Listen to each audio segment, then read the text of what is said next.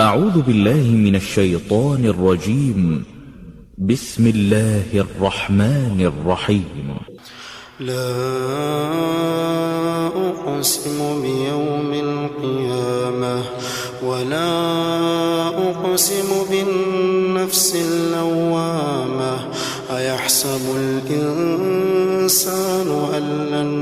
نجمع عظامه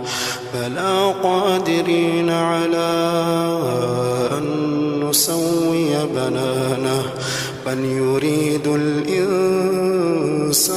ليفجر أمامه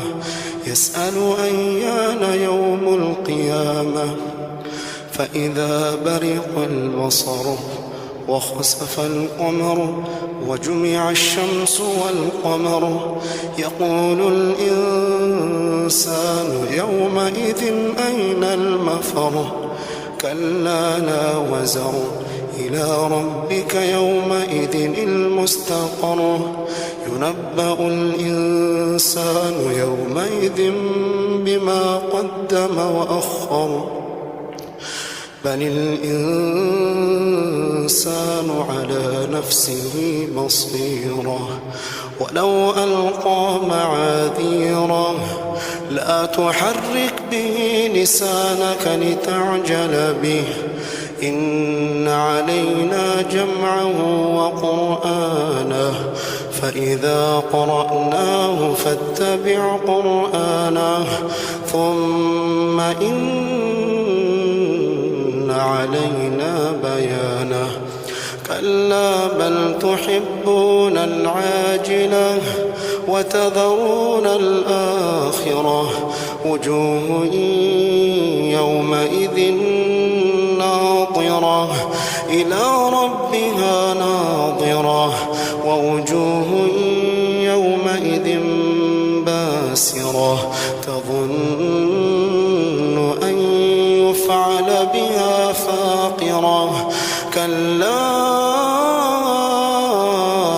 إذا بلغت التراقي وقيل من راق وظن أنه الفراق والتفت الساق بالساق إلى ربك يومئذ المساق فلا صدق ولا صلى ولكن كذب وتولى ثم ذهب إلى أهله يتمطى أولى لك فأولى ثم أولى لك فأولى أيحسب الإنسان أن يترك سدى أيحسب الإنسان أن يترك سدى ألم يك نطفة من مني يمنى ثم كان علقة فخلق فسوى فجعل منه الزوجين الذكر والأنثى أليس ذلك